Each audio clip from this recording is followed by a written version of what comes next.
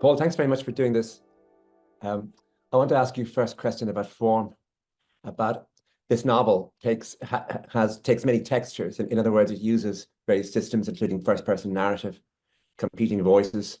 It uses omniscient narrator. And I wonder, I suppose the question is this planned beforehand? In other words, do you work out a plan, a form, a system, and then start working within that system, or does it come as you're working? Uh, Hi, Colm. Thanks for having me. It's a real privilege to be with you tonight. Yeah, I do plan meticulously, and but the plans are always wrong. So for this book, I was actually intending to write something quite different. I was going to write sort of a romantic comedy, which is going to be set in Trinity College, and it was a boy and a girl, South Dublin boy and a girl from a Midlands town, and um, I mapped out the entire thing, and with like individual scenes blocked out and bits of dialogue and so on. And then when I started to actually write it, I realized I didn't want to do it. So I got about sort of 3 or 4 pages in, and then I thought, like, actually, this is not what I want to do. Um, but the girl, so the second half of that, sort of the romantic comedy couple, Cass, I realized I was interested in her kind of backstory. And so I started to kind of to think about this Midlands town and what her family life might be like, and who the people sort of in her orbit would be.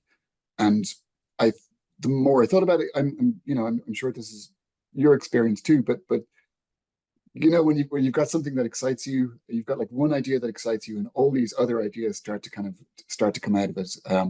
It's in some ways it's the best time in writing a book, just when everything is kind of coalescing, and it's come alive, and you sort of feel like all you have to do is just kind of keep writing stuff down, and it's the whole thing will write itself.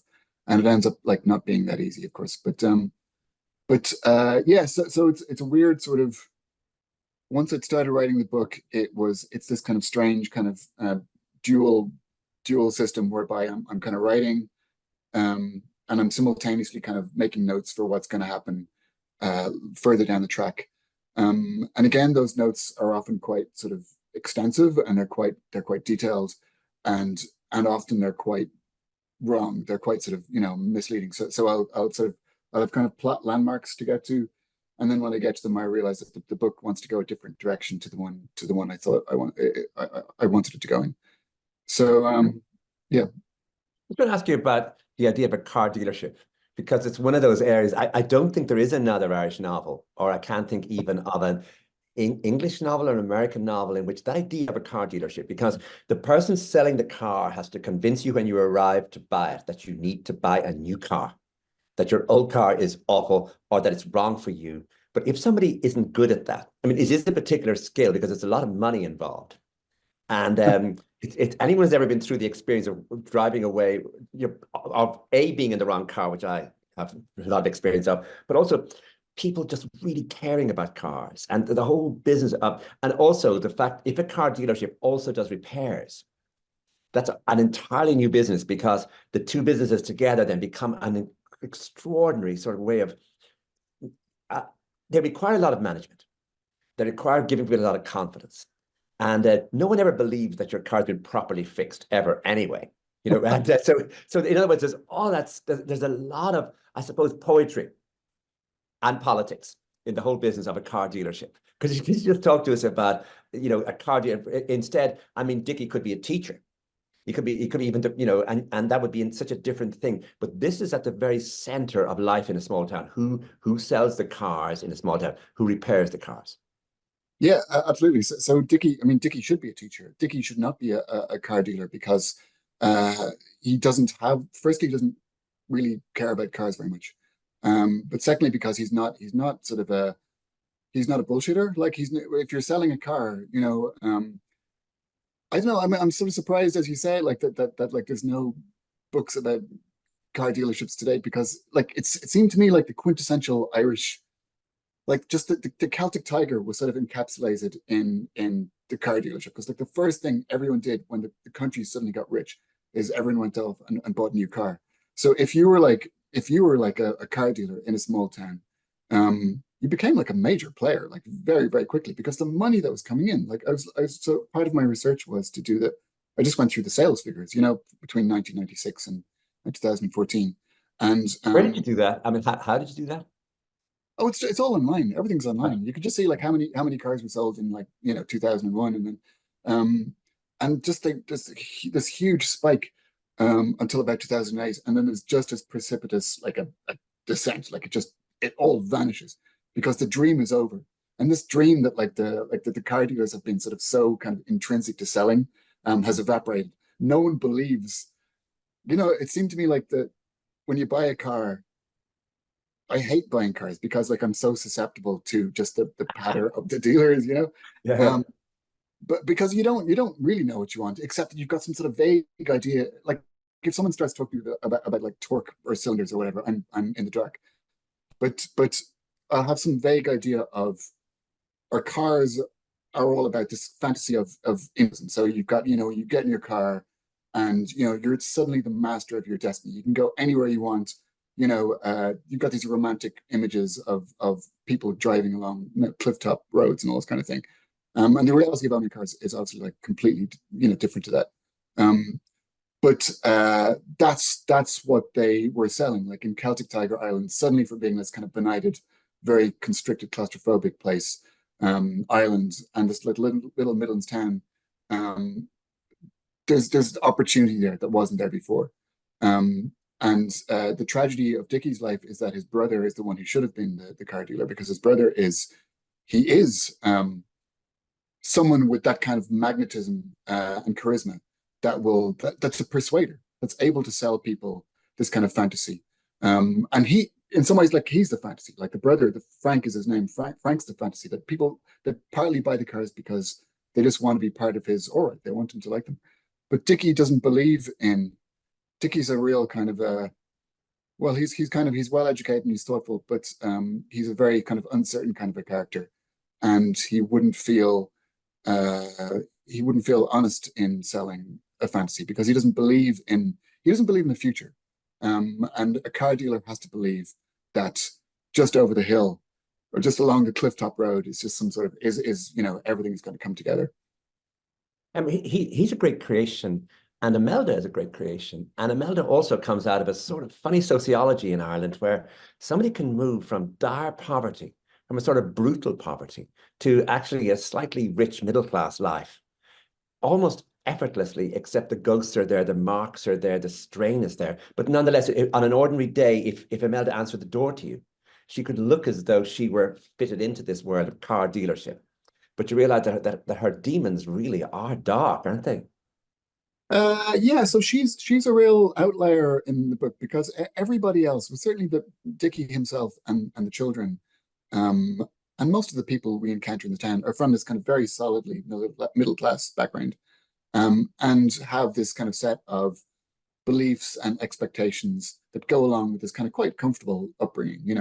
They don't think their upbringing was comfortable, but in fact, like there's a lot of stability there. Um, that maybe we don't appreciate either until we get to Imelda's story comes about halfway through the book, and she's grown up in without any of the things that like Dickie and the rest take for granted, which is to say, like she hasn't had a great education. She hasn't had the family has been her family's poor, so she's grown up, without knowing like what's going to be for dinner, or with people arriving at the door looking to reclaim the car, reclaim the television, whatever it might be. So she's the only one. So the book is set in 2014. It's right at the tail end of the crash, and the car dealership has just about managed to drag its way through this kind of awful period of austerity. Um, but she's the only one who can really appreciate what will happen if it goes. Like she's the only one who can sort of see what's beneath the like increasingly thin ice, just this abyss, because she knows what it's like to be poor. And she She really likes money. She really likes spending money and holidays and all the Yeah, magic, because it was something beyond her dreams. For Dickie, it would have been a normal business having money, but there's a lovely business of her like shopping and just the whole business of well, consumerism. she really appreciates it. It's like Dickie's because his parents have been kind of very, you know, um, kind of grandees in the town, and have always been kind of throwing the money around, you know, quite visibly. Dickie sort of disdains it, and he thinks he's more of a kind of an intellectual kind of a character. But Imelda is, firstly, it's all these things that she never had on that simple level. But also, she's trying to kind of, she's always afraid of the carriage turning back into a pumpkin, like from the get go.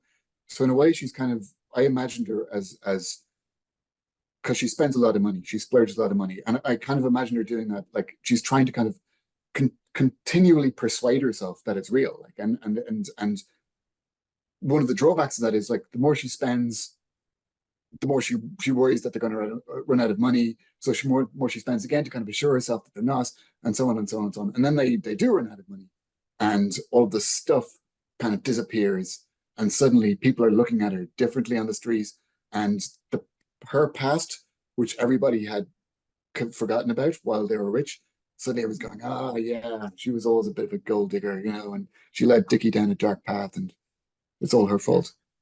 And you have a household in which, of course, you have the two teenagers, and the two teenagers, of course, being the sort of nerdy boy and his different sort of sister, but that the sort of tensions between don't come into my room. Who told you could come into my room? You know, the sort of dramas going on. And also, I think the mother-daughter thing is brilliantly done, where there's a sort of tension between the two of them that seems it seems a form of love almost, you know, that the one way they can deal with one another is by being difficult and criticizing each other. But the boy girl thing is all, I think anyone who comes from a family will read it and think, I think I know about that bedroom and the brother. And so that all of that is there, I think, as just a part that in other words, Dickie's background is really extraordinary, and his inner demons. And similarly with Imelda, but what you're getting then is a sort of nuclear Irish family at war and in love with each other in certain ways as well. Yeah, so the kids, I mean, the one note I had from my editor was she wanted to make the brother and sister, Cass and PJ. She thought, you know, Cass, she's so hard on her brother. Like she's, you know, he's only 13, and you know, can't she be a bit nicer to him? And you know, I remember my own childhood, and like I checked this with my friends saying, you know, and they go like, no, we just it's merciless, you know, it's this merciless kind of like the love is there, but it's always buried under just like bickering, you know, and Yeah, elbowing for position, yeah. um and the kids, I guess, are unaware of this kind of the parents' kind of trauma, um, that's really driving the family and driving the kids' own lives, but they don't really have any sort of understanding. It's like they think it's a regular family, but Cass, because she's older, she's starting to get the idea that there's something wrong, there's something deeply wrong there. I think one of the issues all of us as Irish novelists especially have to deal with is the question of religion. The question of what are we going to do about Catholicism? That is there in the background. It's what we use for, say, for baptisms, weddings, funerals. Some people still have various, you know, it's very attractive to a lot of people. But all of us are brought up in it in some way or other, whether it's in our schools or our parents. And how then do you get it into a novel? I suppose what I'm suggesting to you is that in the bee sting, what you've done is you've created secular space, which is, for example, the car dealership, or the domestic space is secular space. But actually, you've created a sort of spiritual space as well. And the spiritual space is the shed, is the forest, is the going out into that space. But it's also, of course, Imelda's extended family, the aunt who can read tea leaves. Yeah, I mean, I hadn't thought about it that way, I guess, but yeah, the church doesn't really play a big role in the story because it's this they're car dealers. So like so in a way they're the people who've replaced the priests. You know, they're the ones who everyone in the town looks up to as having like achieved the dream of transcending their beginnings and like effectively like and knowing what to do in the same way. You know, we might have looked to the priest like a decade or two before just to say like just what should we do. Um, they're kind of this glamorous couple, Dickie and Imelda, this glamorous couple who seem to know the way. So the church only comes in like the kind of occasions that you mentioned, like there's funerals and there's weddings, and there's kind of a couple of references Sunday mass and who's sitting in the front pew. But it's like it's kind of dialed down. But yeah, you're right. Like the forest. So the family live in this big house, and there's like a lot of land kind of adjoining us, including this woods. And there's a shed in the wood which has different roles for each of the different characters. So kind of PJ plays games with his friend in it, and Cass like drinks cans with her friends in it, and Dickie, has his memories from when he was a kid with his brother, and Imelda likewise. And they're all sort of trying to kind of like claim us and reinvent it in some ways. And I never thought of that way, but yeah, it is a place where like I find forests really interesting in ways that I can't quite explain. Like I guess if you were going into your history of literature, like the forest is a place of like transformation. So you've got Midsummer Night's Dream, the lovers go into the forest and everything gets turned topsy turvy. Or if you like Dante in the Inferno, that's where it all starts. Like for me, if I go into a forest, I remember like being away. I was teaching in a kind of a little estate in England, and which you might be familiar with the Hurst in the Arvon estate in I think it's in Yorkshire. But Oh, I that went one for up there. Oh, yeah, I've been you there. know that Yeah. one, yeah, right. I went for a walk on my own, and there was like a I forest, think and it's Ted Hughes's old house, isn't it? it's John And Sylvia Osborne's old Plath is house. buried in the graveyard nearby. Is that right? Yeah. Yeah. Anyway, yeah. So it was like it was I went for a walk in the forest, and there's like one path, and I was confident because I don't have a good sense of direction, but like because it was only one path, I thought, well, I can't possibly get lost here. And then when I turned around to come back, I found I was actually completely lost, and I ended up having to kind of crawl through, not crawl, but like I just go through fields and plants and be pursued by dogs and so on in order to get back. Like it's a place where like sort of identity is just sort of disappeared, and you end up uh where am I going with this? Like, is encountering all these different sort of versions of yourself that you never thought were there.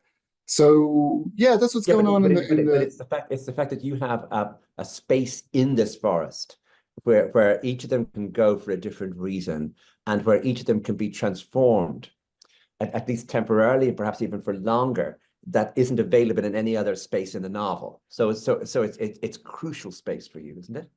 Yeah, In the that's novel. right. Yeah, so it's this shed, which is an old stone shed, which Dickie's dad, Morris, who's quite a sort of a baronial figure, thinks it's a Victorian ice house. Um, yeah, each of the characters sort of has their own kind of construction of it. So as I say, like so PJ the boy calls it the bunker, because it reminds him of like the Fuhrer bunker.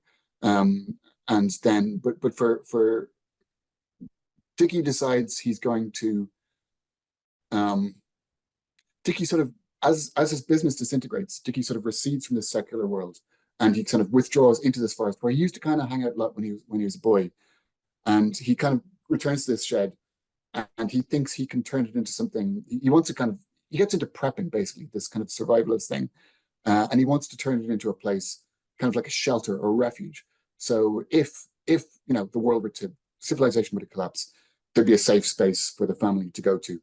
And it starts as sort of a lark, so something he can do with his son to pass the long summer holidays. But he gets as his kind of as the business declines and he gets more and more kind of his mind becomes more and more fragile. He's increasingly sort of seeking refuge in this place. He's this sort of fantasy of like purity. He feels like um, the world is a hostile place. He thinks that people are basically bad. He doesn't trust the people around him, and he thinks that ultimately um, the only way he can keep his family safe from the predations of the world, not even sort of like global apocalypse. He's sort of aware that he's worried for his kids. He's worried like as everybody is. If you got a kid and with a phone, you're automatically aware that they're at the mercy of all kinds of forces that I certainly didn't have to think about when I was growing up.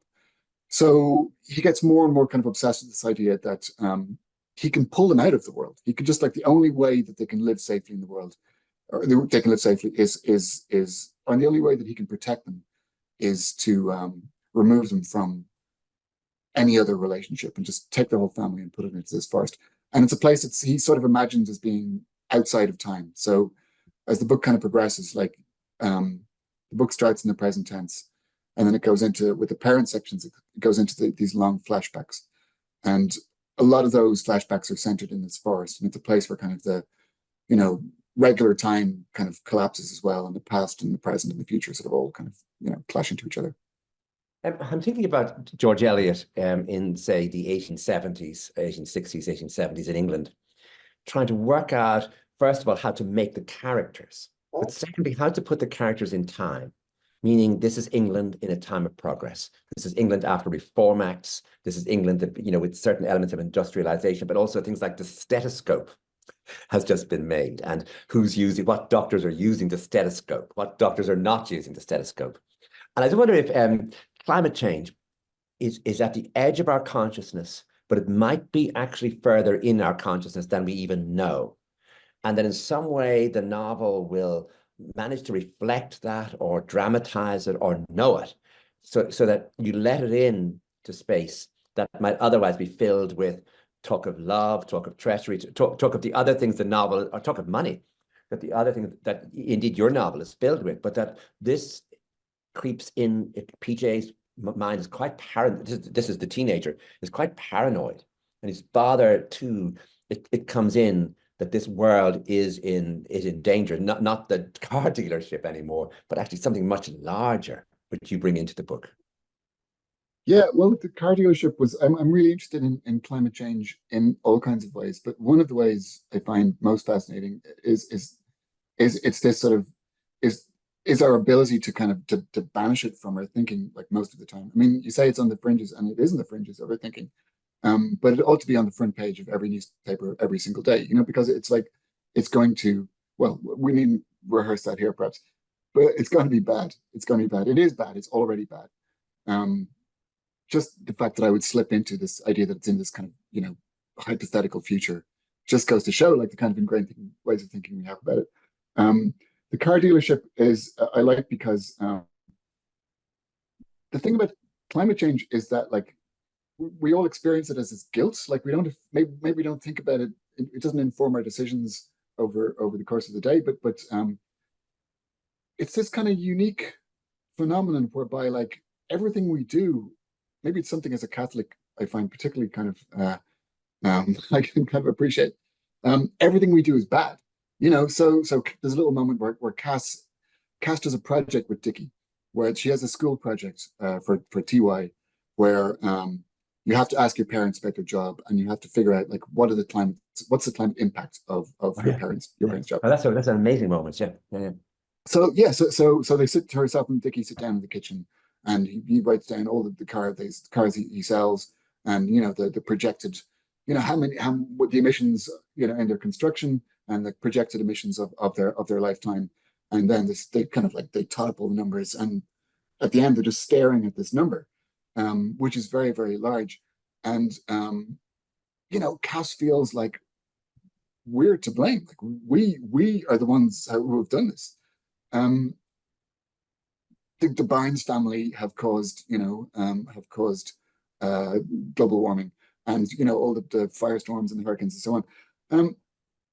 And so she goes through this period afterwards whereby she's becomes obsessed with, like, the idea that everything she does, she kind of imagines, just, like, by virtue of, like, checking her phone or posting a picture or something like that, flowers dying, or animals dying, or the sky turning black.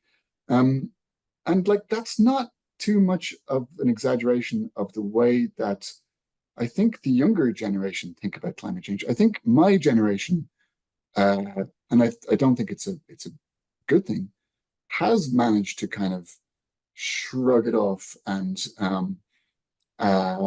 sort of say, well, it's weird as I get older. Like, I kind of realize that my friends, who I've seen in all kinds of immature, sort of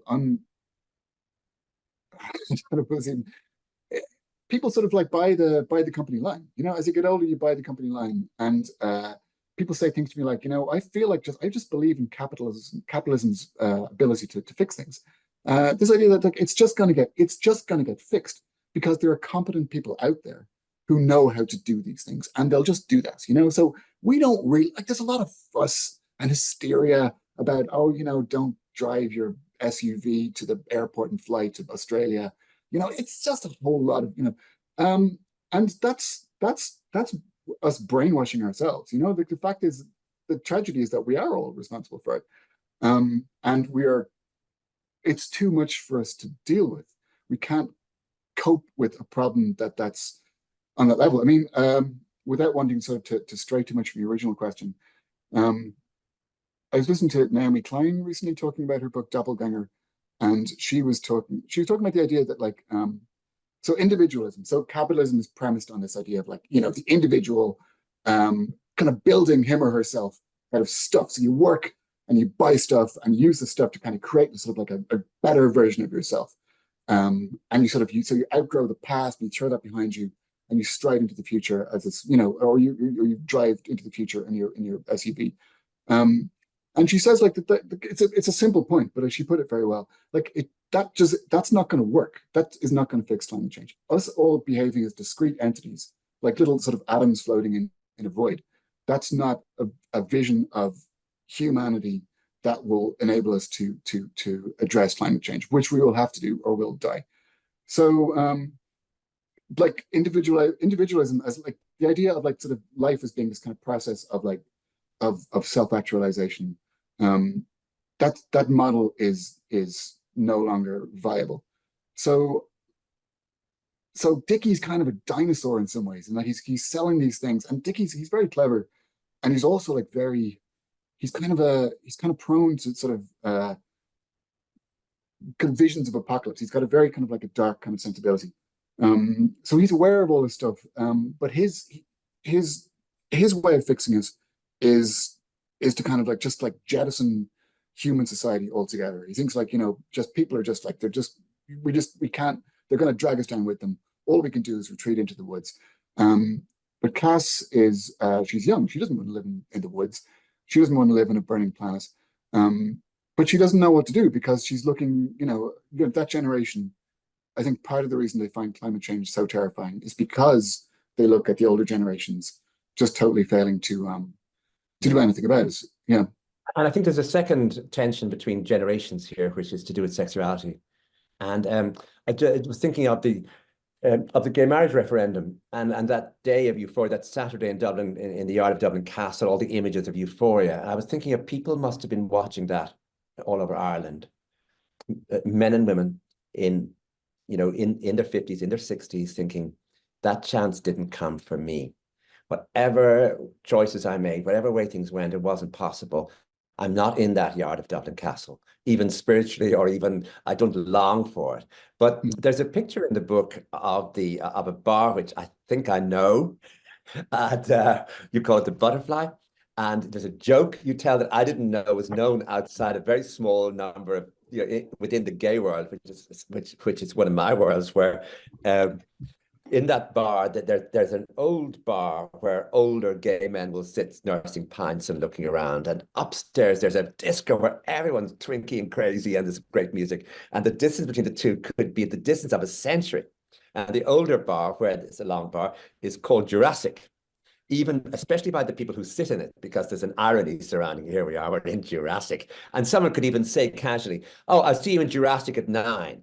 And it would just be, it's a shorthand for it. But what's always there in that space in Dublin, and always has been since I've known it, is the idea of someone coming in who doesn't belong in it, who's never been in it before, and whose presence in it is going to be hugely memorable for them.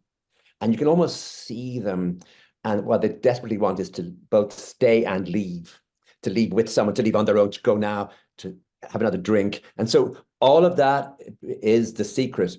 Really, it's the secret life of one of your characters in the book. I was wondering if you could just describe that to us, or describe working on it, or where did you hear that joke about Jurassic, just to start? I can't remember. I think it's such a brilliant joke. It's such a Dublin. It's such a good joke. Yeah. Oh man, yeah. Especially when you're sitting with the pint. Yeah. Go on. Well, I mean, I don't know. I'm sort of wary of spoilers, but at the same time, I mean, I guess like maybe some of the people have read the book, so shall I just go and shall I go there Yeah, like please. and just say, yeah. Yeah. So Dickie goes to college and he's in Dublin in the sort of the tail end of the 90s, and he's gone to Trinity to ostensibly to learn business, so he can go back to he can take over the dealership and and from his dad and be the next generation of that.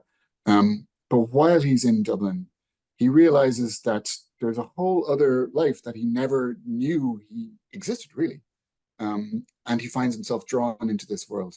There is a boy that he meets while he's in Trinity, who's very much kind of enmeshed in this world, who Dickie sort of falls for, and the pub is called the Butterfly in the book, and that's Dickie. One night he gets rooms in Trinity. He does these famously difficult exams, the Scholl exams in second year, and what you get if you get the Scholl exams is you get rooms as they're known with the capital R.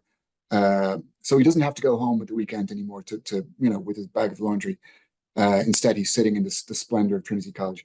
And one Friday night, he's on his own in his rooms, and he decides he's just going to go for a walk up Dame Street. And Famous with that famous walk up Dame Street. Yeah. yeah, he tells himself he doesn't know where he's going, and he just sort of happens to be walking past this particular pub, and then he goes, "Oh, perhaps I'll just." And he meets this boy, and they're both going to the pub, and it's I guess it's a moment where, well, it's that's where his life changes. That's where his life changes. He realizes that he can be part of this world. Like he's very shy, and he's come from this very kind of somewhat stifling kind of Midlands background.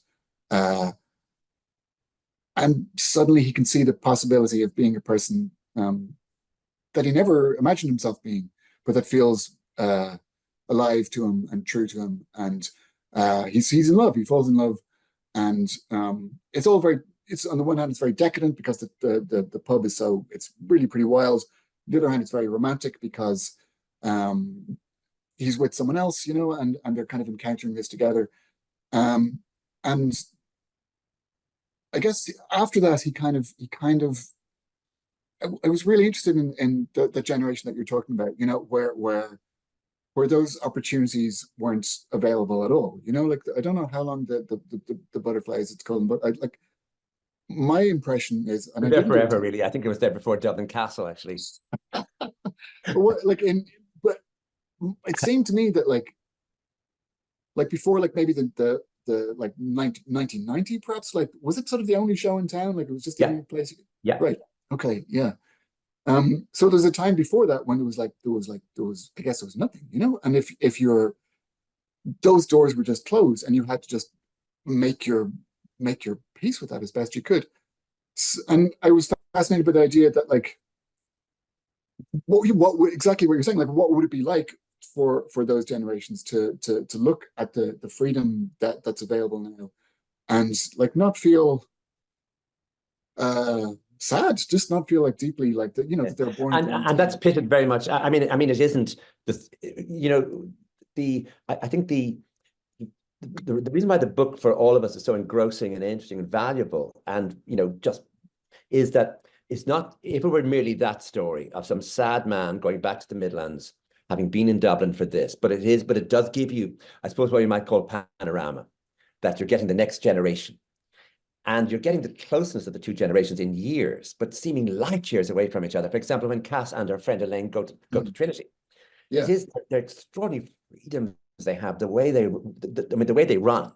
Yeah. Is always, when that's happening, you're always aware not only of Imelda's early life, what was happening to her at that age, but what's happening to the father. So you have always, when you're writing one scene, its relationship to, and not just another scene, but to 20, 30, 40 years earlier, where almost this, just in one generation, that freedom came. I think that's one of the big subjects of the novel then, isn't it? That idea of how quickly change came, how the repressions made their way in a very different way to the generation of Cass and Elaine. I mean, it doesn't mean they were free, but the freedom they had was really different. So you are in a way writing the it's not a history. It's a dramatic version of what happens to two generations or three if you get old Morris coming back from Mm. Portugal.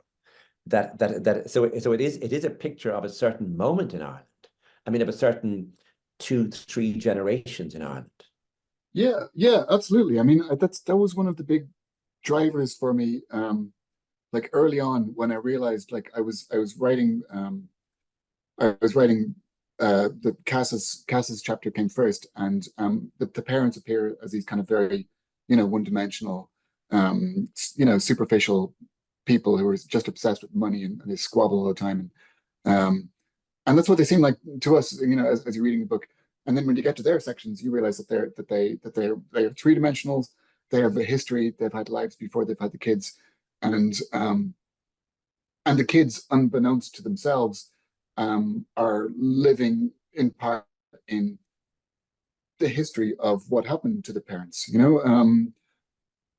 I found that there was that kind of tension between like how the kids see the parents and the actuality of the parents' lives, also how the parents see the kids. Like no one sees each other exactly for what they are. So when Cass goes to college, um, like Dickie romanticizes the freedom that Cass has. He doesn't really understand it.